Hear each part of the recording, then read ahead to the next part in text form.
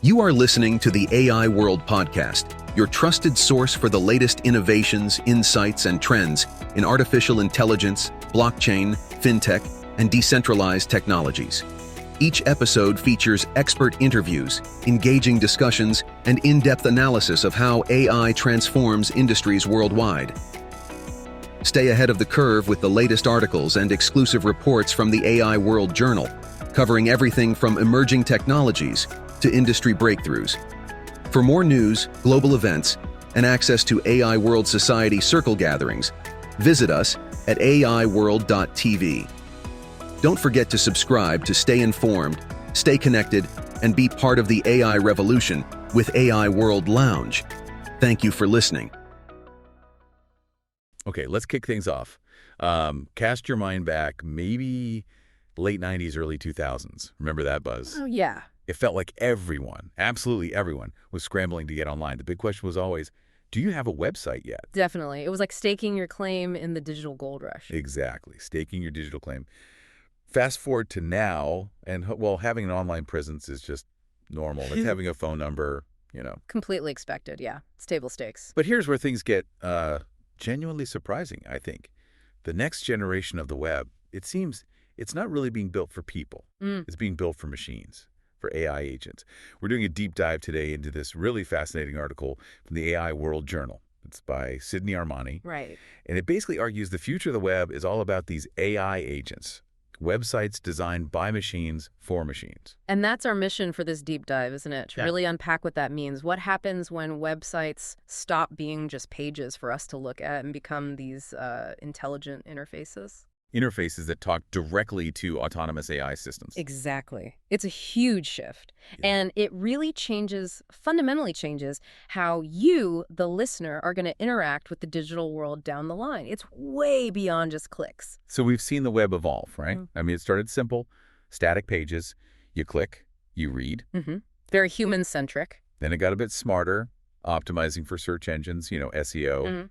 Trying to get Google's attention. Right. That was about making things discoverable by algorithms, but still ultimately for a human user to find and consume. But now... And now, well, we're seeing this next, and I'd say pretty radical leap. Websites are being totally reimagined. The article calls them living, breathing ecosystems engineered for AI agents to navigate autonomously. Okay. Living, breathing ecosystems. That sounds significant. It is, because the core idea is they aren't just catering to human eyes anymore. They're becoming agent-first platforms, tailored specifically for AI systems. Agent-first. Okay, that evolution makes sense, step by step. But why this massive shift right now? What's the big push? Well, I think a lot of it comes down to the agents themselves, what these AI agents actually are. Define that for us. The article defines them as autonomous software entities that perceive context, reason, and act. Basically, independent digital workers. So they can see digitally, figure stuff out based on goals, and then just do it on their own. Exactly. They perceive, they reason, they act, and that capability, that autonomy, is what's flipping digital interactions on their head. It's moving way past simple automation. Okay, that definition helps. But let's make it concrete. What kind of things are we talking about? How does this actually, show up in our lives? Right. Shopping. Something else. It could be all sorts of things. Take shopping in the background. Imagine your personal AI agent comparing product data across loads of e-commerce sites. Comparing specs, prices, reliability. Right, without you ever loading a single web page. Honestly, the idea of an agent handling returns for me, that sounds pretty good. Yeah, no kidding. Or finding the best flight deal without endless scrolling. Totally. Or think about automated research. Agents ingesting huge amounts of data, distilling the key insights, and just delivering you a summary or even a drafted report. Wow, okay. No more wading through endless PDFs. Hopefully not. And then there's the bigger picture, like business systems at scale. Corporate AI agents handling things like vendor negotiations, compliance checks, inventory updates. All done automatically through these new kinds of web interfaces. Precisely. Interfaces designed for them to talk to.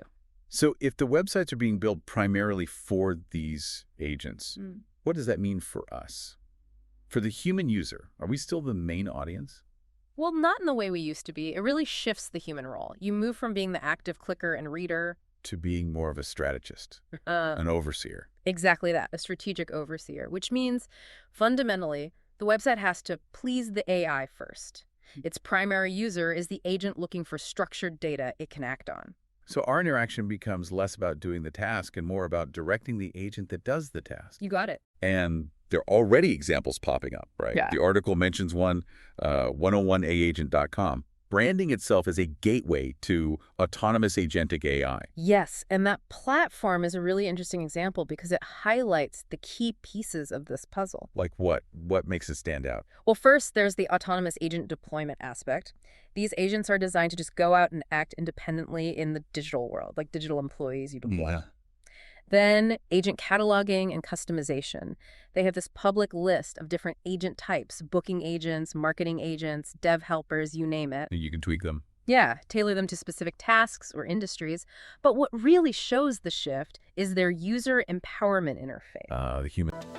The future of artificial intelligence is unfolding, and it's happening at AI World Week, the flagship global event for innovation, collaboration, and transformation.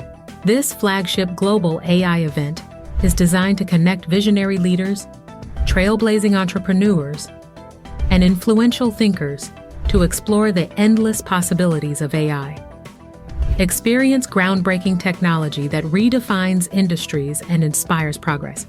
Join thought-provoking discussions on ethical AI, digital equity, and the transformative role of technology in our world.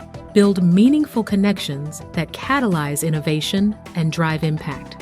AI World Week is powered by AI World Society, a global movement dedicated to advancing AI responsibly and ensuring it serves humanity.